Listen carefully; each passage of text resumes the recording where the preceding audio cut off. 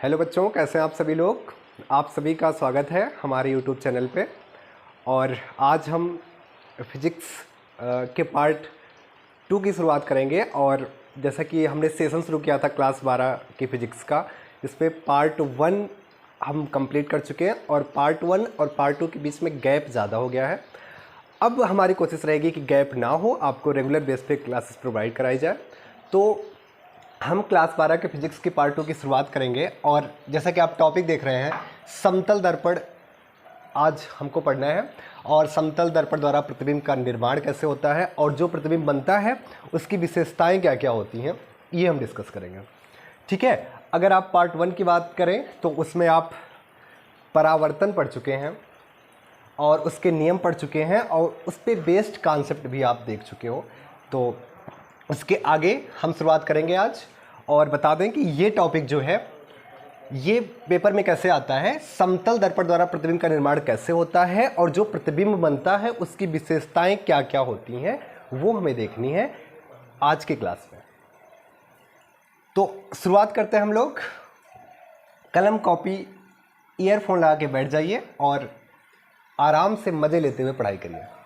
ठीक है। समतल दर्पण द्वारा प्रतिबिंब का निर्माण, तो सबसे पहले हम लोग देखते हैं सबसे पहले हम लोग एक दर्पण लेते हैं। कौन सा दर्पण? समतल दर्पण। ठीक है। एक समतल दर्पण बना लेते हैं हम लोग।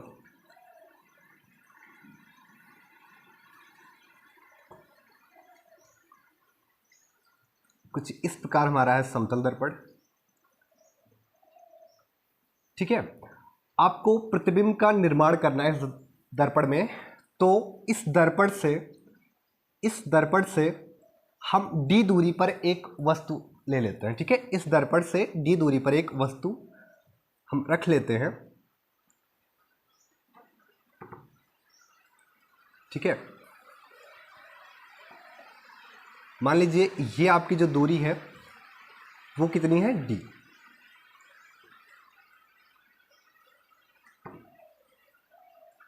अब यहां पर हम एक वस्तु रखेंगे। फिजिक्स में उसको बिंब बोला जाता है, बिंब बोलते हैं। इंग्लिश में बोलते हैं ऑब्जेक्ट, इंग्लिश में बोला जाता है ऑब्जेक्ट।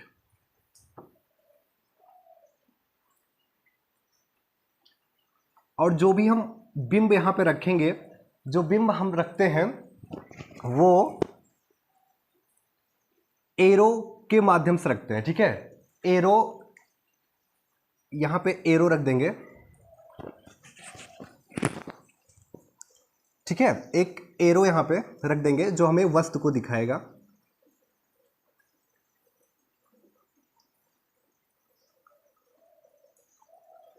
ठीक, तो ये वस्तु है और वस्तु का नाम दे दो। यहां नीचे वाला पॉइंट ए और ऊपर का पॉइंट, समझ में आया? एक समतल दर्पण, उससे डी दूरी पर एक बिंब रखा है, एक ऑब्जेक्ट रखा है ए बी। अब अगर हमें किसी भी बिंदु का समतल दर्पण में प्रतिबिंब बनाना है, किसी भी बिंदु का समतल दर्पण में प्रतिबिंब बनाना है, तो उस बिंदु से प्रकाश की किरणें निकालनी पड़ती हैं। ठीक है, समझिएगा। किसी भी बिंदु का प्रतिबिंब बनाने के लिए हमको प्रकाश किरणें निकालनी पड़ती हैं। कितनी? जितना चाहो आप निकाल सकते हो, लेकिन कम से कम आपको 2 किरणें निकालनी है। ठीक है। तो मान लीजिए ये जो ऊपर वाला बिंदु बी है, यहां पे हम बिंदु बी मान लेते हैं इसको। और यहां से हम क्या करेंगे? 2 प्रकाश की किरणें निकालेंगे। ठीक है, क्योंकि हमें बी का प्रतिबिंब चाहिए दर्पण में। तो एक जो पहला प्रकाश का किरण जो निकला वो एकदम दर्पण पे अभिलंबवत आके पड़ेगा, ऐसे कुछ।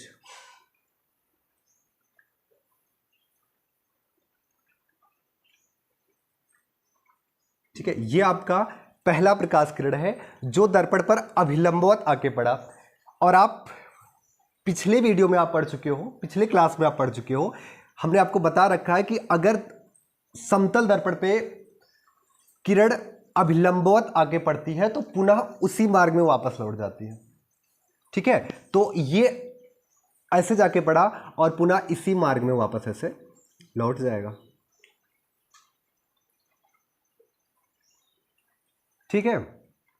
उसके बाद देखिए, एक किरण यहां से निकल चुकी है, दूसरा किरण जो हमारा यहीं से पास होगा, वो कहाँ जाके मिलेगा, यहाँ पे।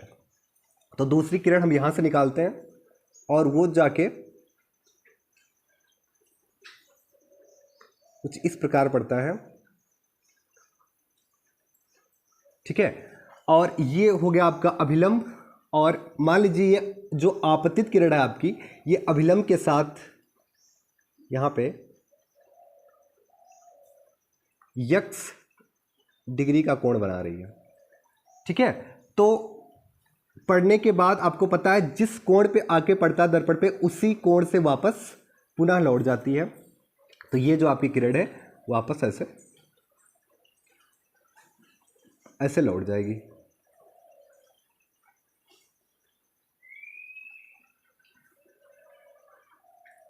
कुछ इस प्रकार से वापस लौट जाएगी।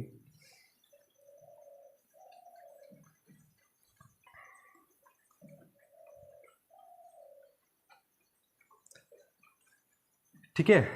और कितने एंगल के साथ, जितने एंगल से आई थी, तो एंगल x से आके पड़ी थी, तो एंगल x से वापस पुनः लौट जाएगी।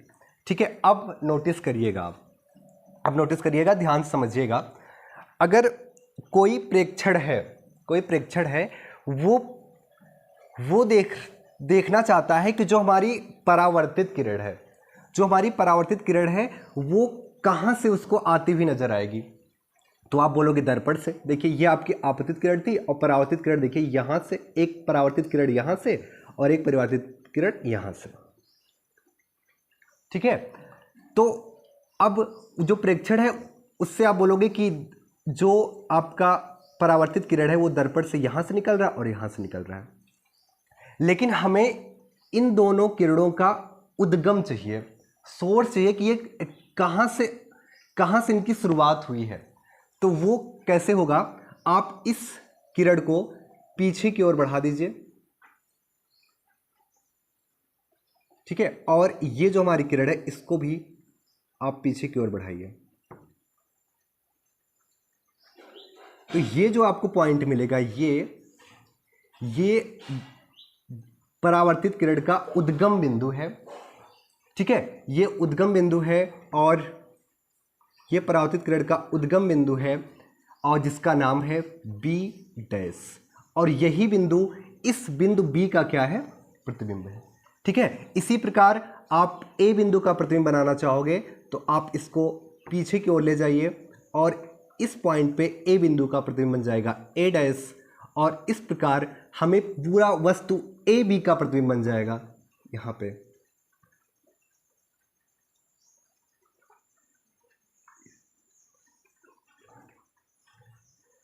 ठीक है। तो इस प्रकार समतल दर्पण से प्रतिबिंब का निर्माण हुआ, ठीक। अब एक बार पुनः समझते हैं क्या है सारी चीजें। देखिए हमने सबसे पहले क्या लिया, समतल दर्पण लिया, उससे d दूरी पर एक वस्तु रखा, एक बिंब रखा, एक ऑब्जेक्ट रखा AB, ठीक है। और उसके बाद से हमें B बिंदु का प्रतिबिंब दर्पण में बनाना है। तो हम आपसे बोले हैं कि जिस बिंदु का दर्पण में प्रतिबिंब बनाना है, वहां से आप प्रकाश की किरण निकालिए, कम से कम 2। तो एक हमने ऐसे सीधे निकाला जो कि अभिलंबवत जाके पड़ा और पुनः वैसे लौट गया। एक अभिलंब के साथ x कोण पे जाके दर्पण से टकराया, टकराने के बाद x कोण से पुनः क्या हो गया, वापस हो गया। अब आप ये देखो कि परावर्तित किरण कहाँ से आती हुई आपको प्रतीत होगी, तो यहाँ से, दर्पण से। और इसका उद्गम बिंदु, इसकी शुरुआती बिंदु कहाँ से, ये आपको आभास कहाँ से होगा कि कहाँ से ये बिंदु, ये जो किरणें हैं किस बिंदु से इनकी शुरुआत है। तो आप पीछे बढ़ाएंगे तो यहाँ बिंदु B पे मिलेगा, और उसके बाद से B का प्रतिबिंब आपका यहाँ पे B डैश बन जाएगा, और A का प्रतिबिंब आपका यहाँ पे A डैश बन जाएगा, ठीक है। तो हमें कुछ इस प्रकार आभास होता हुआ दिखाई देगा कि दर्पण के पीछे से आपतित किरण आती हुई आपको महसूस होंगी, ठीक है।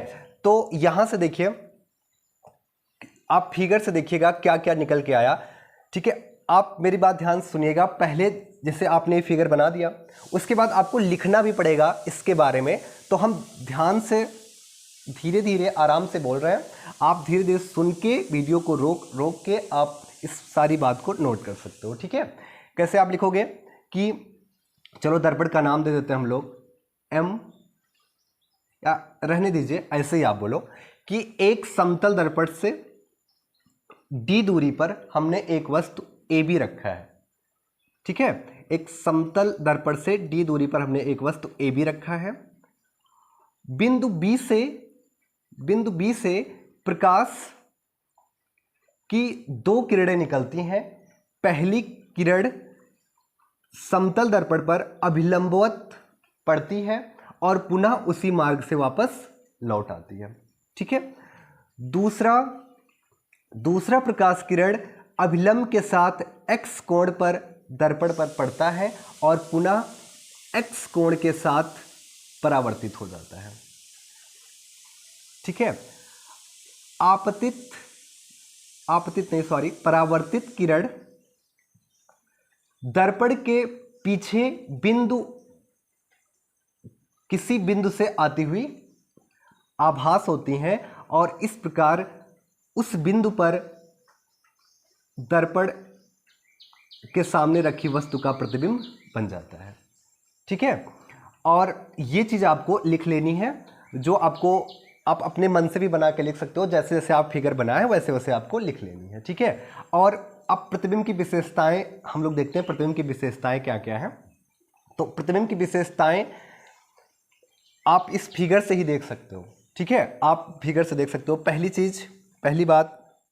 पहली विशेषता क्या है, आप ध्यान से देखिएगा तो ये जो दर्पण है उससे जितनी दूरी पर वस्तु रखा है, जितनी दूरी पर ऑब्जेक्ट रखा है, आपका प्रतिबिंब भी उतनी ही दूरी पर बनेगा, पहली बात, ठीक है। तो आप विशेषताएं में क्या लिख सकते हो, प्रतिबिंब की विशेषताएं में पहला विशेषता जो आपका होगा वो क्या होगा, पहली विशेषता जो आपकी होगी वो ये होगी, ठीक है।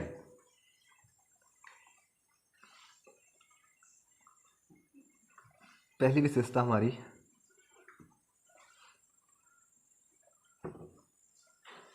कि बिंब की दर्पण से जो दूरी होगी, बिंब की दर्पण से दूरी ये किसके बराबर होगा, बिंब की दर्पण से दूरी जो होगा ये किसके बराबर होगा, प्रतिबिंब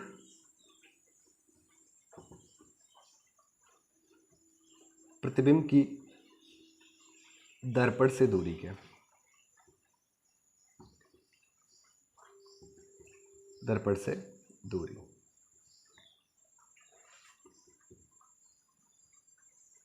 ठीक है। यानी कि जितनी दूर आपका बिंब रखा है, ऑब्जेक्ट रखा है दर्पण से, उतनी ही दूरी पर आपका क्या बनेगा, प्रतिबिंब बनेगा, ठीक है। तो इसका मतलब ये दूरी कितना हो जाएगा आपका d, ये भी दूरी कितना हो जाएगा d।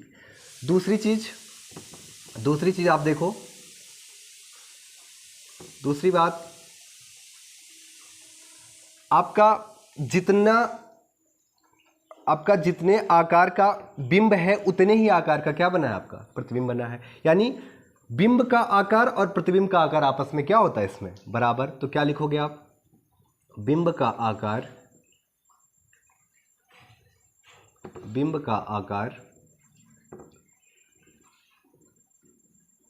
ये क्या होगा, बराबर होगा किसके, बिंब का आकार और प्रतिबिंब का आकार आपस में क्या होगा, बराबर।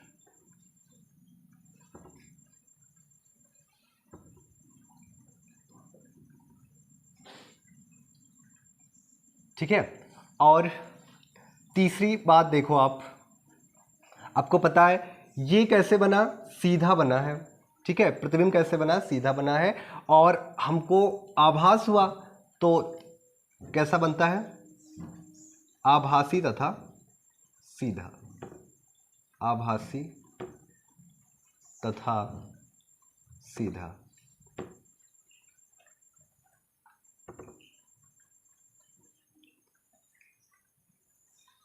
ठीक है। तो ये हमारे प्रतिबिंब की विशेषताएं हो गई। और भी विशेषताएं हैं जो हम आपको डायरेक्ट याद करने के लिए नहीं बोलेंगे। बहुत इससे स्कूल में या जगहों पे वो चीज़ याद करवा दी जाती है कि हाँ आप देखो ऐसे होता है, इसको आप याद कर लो। तो हमें जो आगे की 2 विशेषताएं पढ़नी हैं उसके लिए देखो वो आपको पेपर में नहीं करना, ठीक है। जो चीज़ हम आपको बताएंगे वो आपको पेपर में नहीं करना, आपको डायरेक्ट वो दोनों विशेषताएं और लिख देनी है, लेकिन वो विशेषताएं आप समझ के लिखो, ठीक है। हम ये चाहते हैं, तो उसके लिए हम आपको सारी चीज़ बताएंगे। आप इतना समझ गए होंगे कि समतल दर्पण का निर्माण कैसे होता है और उसकी 3 विशेषताएं हमने इस चित्र के माध्यम से देख ली हैं, ठीक है। और अब आप इसका स्क्रीनशॉट ले लीजिए और उसके बाद से हम क्या करेंगे, 2 और विशेषताएं लिखेंगे, लेकिन उसको समझने के लिए हम पहले यहाँ पे कुछ चीज़ें आपको समझाएंगे, उसके बाद वो देख के वो समझ के हम आगे की 2 विशेषताएं लिखेंगे, ठीक है। तो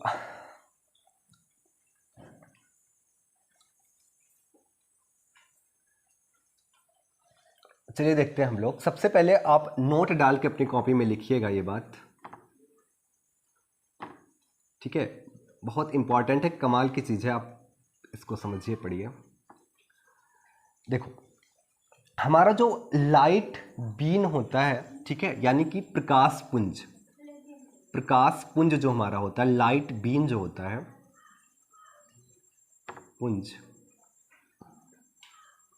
ठीक है, इंग्लिश में होता है लाइट बीन। ये 2 प्रकार का होता है। कितने प्रकार का होता है? 2। एक होता है डाइवर्जिंग, एक होता है डाइवर्जिंग, एक होता है डाइवर्जिंग और एक होता है कन्वर्जिंग, ठीक है। और इंग्लिश में लिख दिया, हिंदी में देखिए, डाइवर्जिंग का मतलब होता है फैलता हुआ,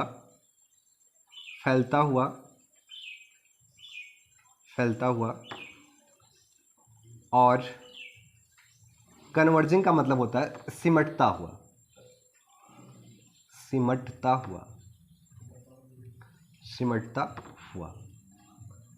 ठीक है। और इसका जो हिंदी होता है वो होता है, हाँ, डाइवर्जिंग, इसका मतलब होता है अपसारी, ठीक है। इसका मतलब क्या होता है? अपसारी होता है इसका मतलब, अपसारी। आप सुने होंगे, आपकी किताब में लिखा होता है अपसारी, अभिसारी। तो अपसारी का मतलब फैलता हुआ, ठीक है, फैलता हुआ अपसारी का मतलब होता है। और कन्वर्जिंग मतलब होता है अभिसारी।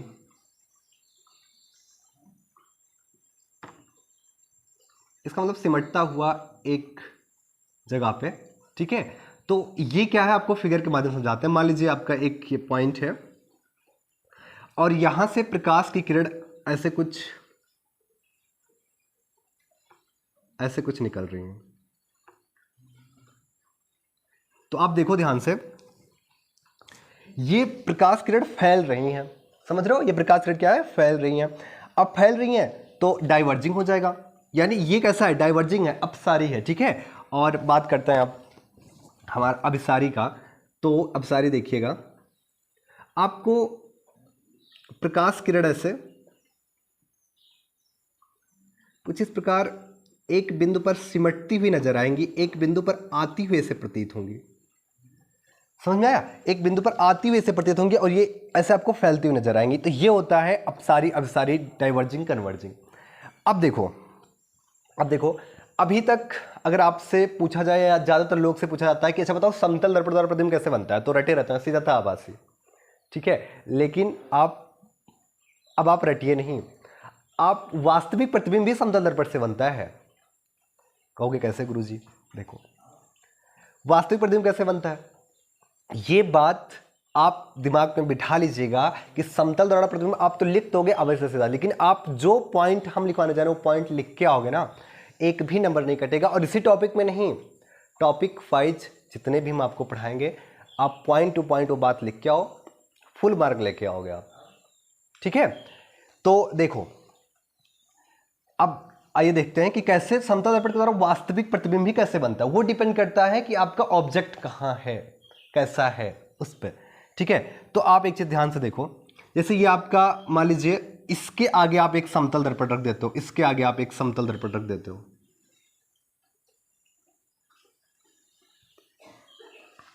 इसके आगे आपने एक समतल दर्पण रख दिया। अब आप देखना, इसके आगे आप समतल दर्पण रखे हो तो ये जो आपका ये किरण है इस दर्पण पे पड़ने के बाद परावर्तित हो जाएगा कुछ इस प्रकार।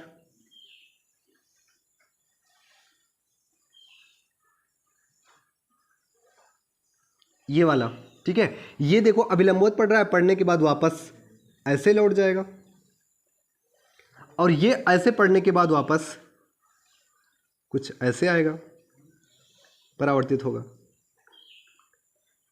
ठीक है। अब आप देखिएगा, ये जो परावर्तित किरण है, परावर्तित किरण ध्यान से देखिएगा, परावर्तित किरण जो है वो आपको वो वास्तव में मिलती हुई प्रतीत नहीं हो रही है, ठीक है। आप अगर इसको पीछे की ओर ले जाइए और इसको पीछे की ओर बढ़ाइए और इस वाले प्रकाश किरण को भी आप पीछे की ओर बढ़ाइए। एक मिनट,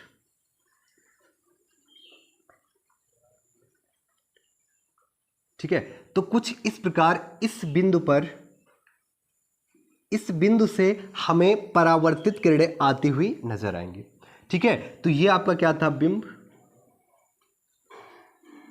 यानी ये जो बिंदु है इसका प्रतिबिंब हमें यहां पे बनता हुआ दिखाई देगा, प्रतिबिंब। और यहां पे कैसा प्रतिबिंब बना, आभासी बना। यहां पे कैसा बना, आभासी बना।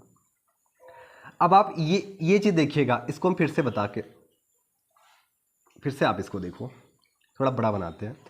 देखिए, कन्वर्जिंग का मतलब एक पॉइंट पे आपको प्रकाश की किरणें सिमटती हुई नजर आएंगे, ऐसे कुछ इस प्रकार, ठीक है, यो कुछ। अब आप इनके बीच में समतल दर्पण आप रख दो, इस किरण के बीचों बीच ले जाके समतल दर्पण रख दो, ठीक है। अब आप देखना, ये जो देख रहे हो पीछे, अब ये जो दर्पण रखने के बाद ये किरण जो पीछे गई हैं ये जा ही नहीं पाएंगी। क्यों? क्योंकि प्रकाश इस दर्पण पे पड़ेगा और उसके बाद ये दर्पण क्या करेगा, उसको परावर्तित कर देगा, परावर्तित कर देगा, परावर्तित कर देगा, ठीक है। तो जब ये हमारा प्रकाश किरण कुछ दर्पण, देखिए क्या करेगा, जब ये प्रकाश किरण यहाँ पे आके टकराएगा और टकराने के बाद क्या होगा, ये यहां से ऐसे लौट जाएगी, ठीक है। और ये पड़ेगा तो वापस ऐसे लौट जाएगी, और ये ऐसे पड़ेगा तो टकराने के बाद ऐसे लौट जाएगी, ठीक है। तो अब देखना, यहां पे हमारा क्या बनेगा, अब हमें लगेगा कि यहां से परावर्तित किरणें आपको आती हुई नजर आएंगी, ठीक है। तो अब एक्चुअली वास्तव में यहां, या वास्तव में यह परावर्तित किरण जो है वास्तव में हमको यहां पर मिलती हुई प्रतीत होती है। तो ये जो हमारा प्रतिबिंब बनेगा, क्या बनेगा, वास्तविक बनेगा। इस बार वास्तविक बनेगा प्रतिबिंब,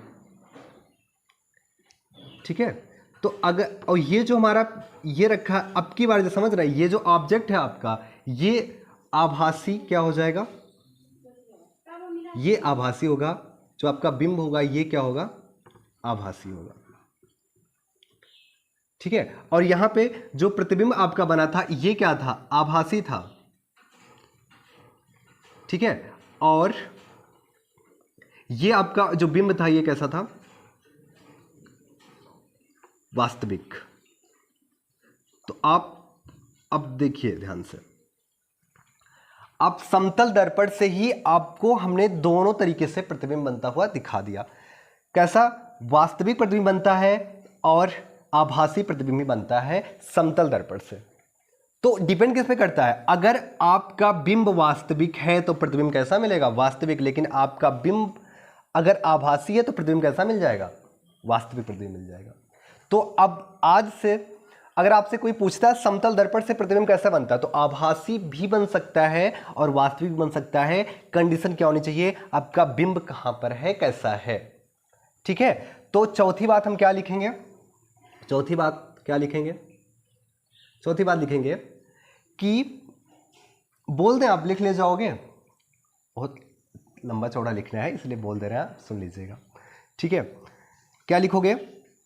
यदि बिंब वास्तविक है, ठीक है, यदि बिंब वास्तविक है तो समतल दर्पण में प्रतिबिंब आभासी बनता है, लेकिन यदि बिंब आभासी है तो समतल दर्पण में प्रतिबिंब वास्तविक बनता है। यह चीज आपको यहां पे लिख देनी है। समझ में आया? तो ये चौथी विशेषता आप लिख लीजिएगा, आप पुनः सुन लीजिएगा और उसके बाद अपनी कॉपी में नोट डाउन कर लीजिएगा। तो इस प्रकार हमने 4 विशेषताएं समतल दर्पण की देख रखी हैं। अभी तक क्या पढ़े हो आप? समतल दर्पण से प्रतिबिंब का निर्माण कैसे होता है वो आपको लिख लेना है। दर्पण की प्रतिबिंब की विशेषताएं क्या क्या है वो आपको लिख देना। 4 विशेषताएं हमने बता दी हैं। पांचवी विशेषता हम आपको बताने जा रहे हैं। ये विशेषता बड़ी कमाल की है और ये चीज अभी गारंटी के साथ कह रहा है, आप कहीं पढ़े नहीं होंगे इस तरीके का।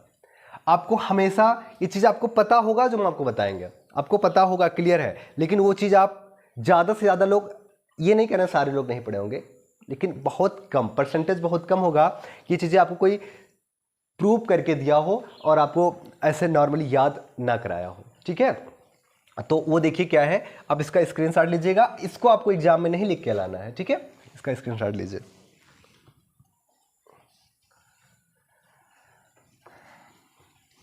तो अब हम देखते हैं हमारा 5वां क्या है। तो उसके लिए आपको फिर से समझना पड़ेगा सारी व्यवस्था। देखो, एक हम आदमी बनाते हैं। अब आदमी हमारा देखिए बड़ा खतरनाक है। ये कुछ इस प्रकार है।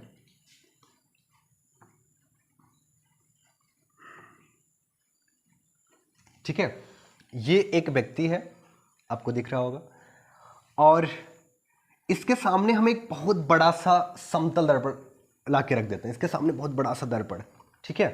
अब इसके सामने बहुत बड़ा सा दर्पण आप ला के रख दिए इसे, कुछ इस प्रकार, ठीक है। अब ये आदमी जो है ये बड़ा कंजूस है, ठीक है। ये कह रहा है इतना बड़ा दर्पण मुझे नहीं चाहिए घर में, हमको इतना बड़ा दर्पण दीजिए कि हम अपना पूरा का पूरा शरीर देख पाए, बस मुझे इतना बड़ा नहीं चाहिए, वापस करो, ठीक है। तो आप कहोगे रुको 1 मिनट, वापस हो जाएगा, आप पहले पूरा का पूरा प्रतिबिंब बना तो लीजिए अपना। तो देखो, अब ये देखो व्यक्ति है ना, तो यहां इसका क्या है, पैर है ये, तो ये जो बिंदु है इसका नाम यफ दे देते हैं, यफ, ठीक है। इसका क्या है, ये हेड है, तो जो हेड है इस पॉइंट को ऊपर वाले को हम एच नाम दे देते हैं, एच, ठीक है। ध्यान समझिएगा, ये थोड़ा सा आप कंसंट्रेट रहेंगे तो आप टॉपिक समझ पाएंगे। आपको पता है समतल दर्पण से प्रतिबिंब कैसे बनता है। ये बिंदु जो हेड है, यहां से प्रकाश किरण आप पास कराओगे कुछ इस प्रकार, और जाके उतने ही दूर पे दर्पण के पीछे आपका यहां पे हेड बन जाएगा इसका, ठीक है। और उसके बाद से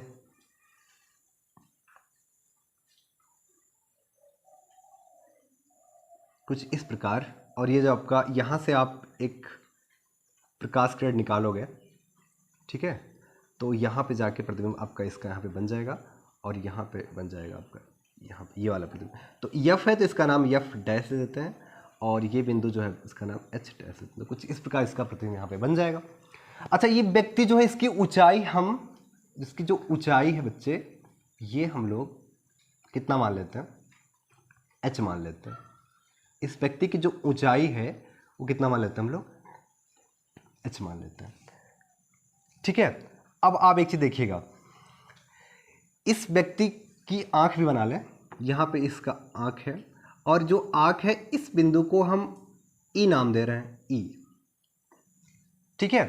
अब ये व्यक्ति क्या कहेगा, मुझे इतना दर्पण चाहिए कि मैं अपना हेड देख लूं, मैं अपना फुट देख लूं, बस हेड से फुट तक मुझे पूरा दिख जाए, बाकी और जरूरत नहीं है।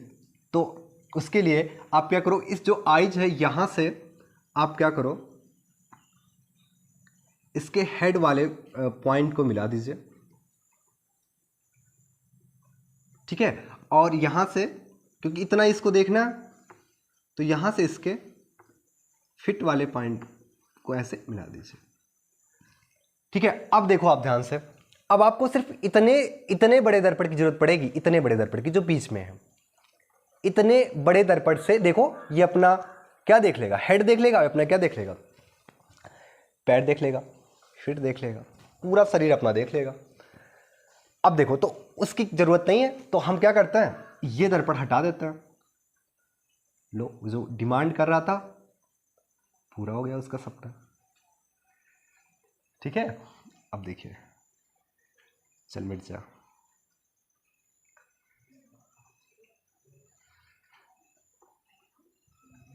ये देखो, तो इतने दर्पण की जरूरत है, थोड़ा और बना लेते हैं बढ़िया से। तो इतने बड़े दर्पण की जरूरत है। अब ये दर्पण की लंबाई कितनी है वो आपको निकालनी है। तो हम मान लेते हैं ये मिरर है और इसकी लंबाई को क्या मान लेते हैं, एच एम मान लेते हैं, एच एम मान लेते हैं। दर्पण के मिरर की क्या होगी, लंबाई होगी। अब आप ध्यान से देखिएगा, नाम दे दें, अगर इसका एम नाम दे दें यहाँ पे, और यहाँ पे हम अगर एम डैश नाम दे देते हैं, एम डैश, तो आप एक चीज देखो, यहाँ पे देखो, आपको यहाँ पे दो त्रिभुज बनता हुआ दिखाई देता होगा। एक ई एच एफ, देखो ये जो है ना, यहाँ से आप मिला सकते हो, समझो कि मिला हुआ है, तो आपको ये बड़ा वाला त्रिभुज दिख रहा होगा, E H dash F dash, E H dash F dash दिखा ना, ये बड़ा वाला। और एक आपको ये छोटा वाला देखिए यहाँ पे, ई एम डैश, ये छोटा वाला आपको बनता हुआ दिखाई देगा, ई एम डैश।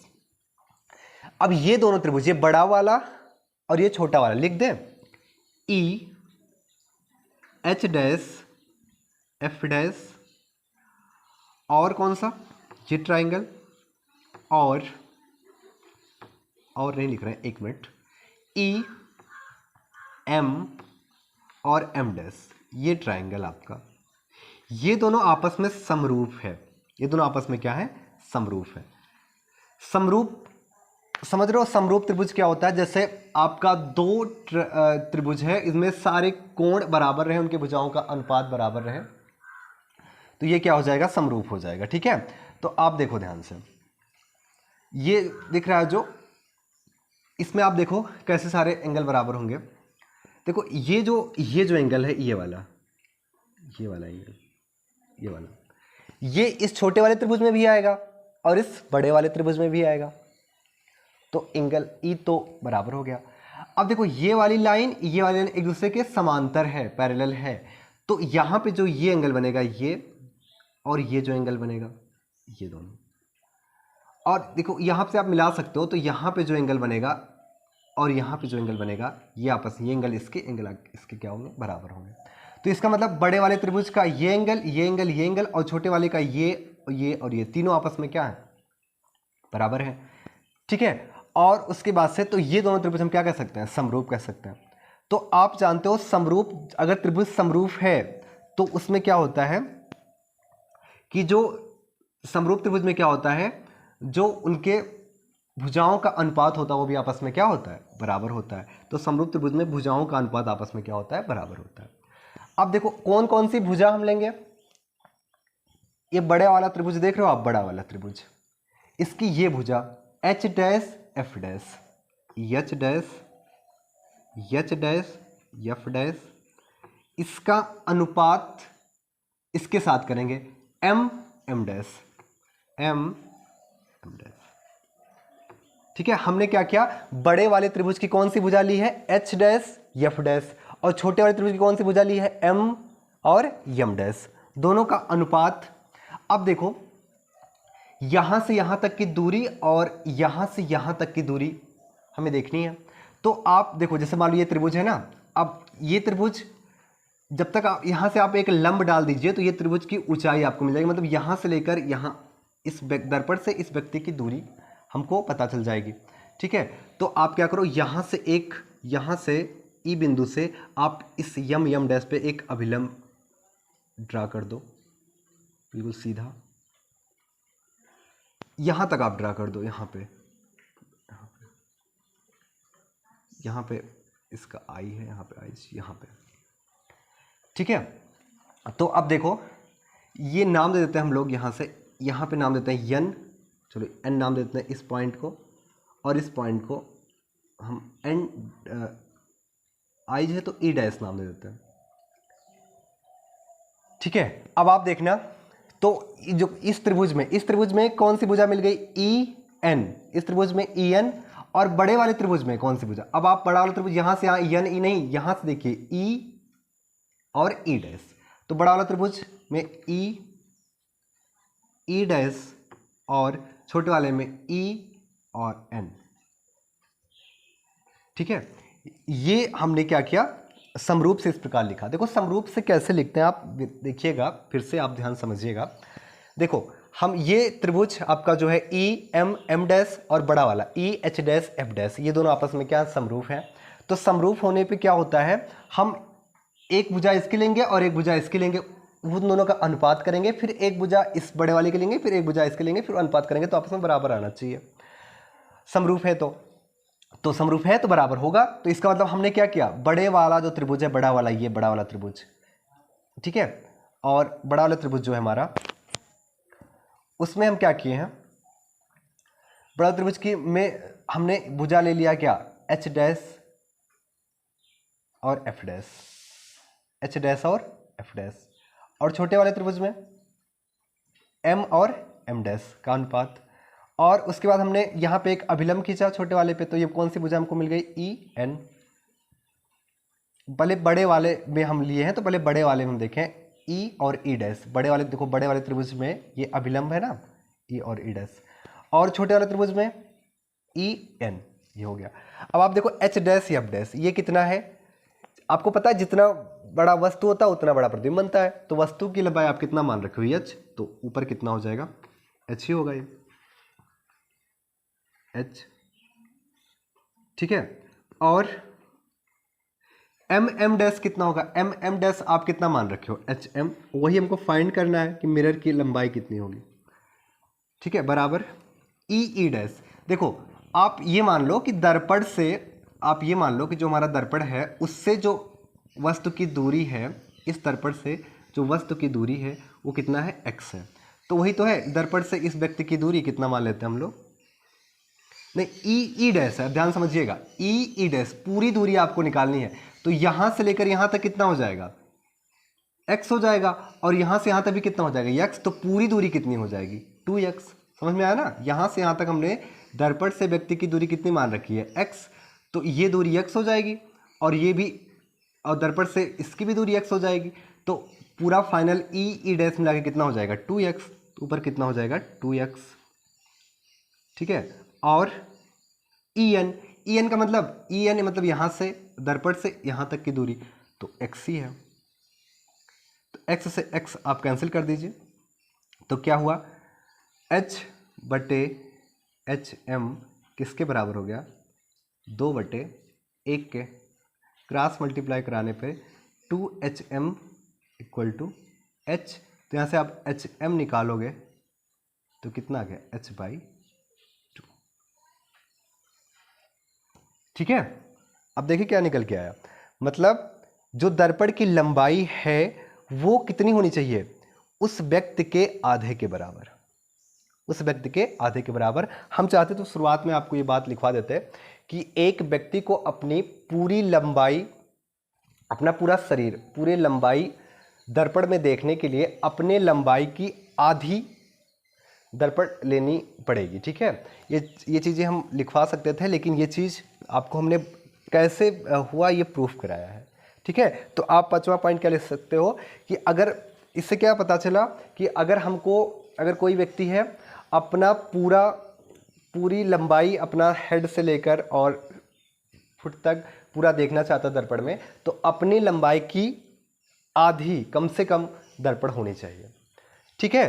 तो यहाँ पे हमने, तो आप यहाँ पे लिख सकते हो पॉइंट बना के क्या, कि अगर बोल दे रहे हैं आप लिख लीजिएगा कि अगर h लंबाई की, ऐसे लिखिएगा, h लंबाई का मनुष्य, ठीक है, को अपना पूरा प्रतिबिंब देखने के लिए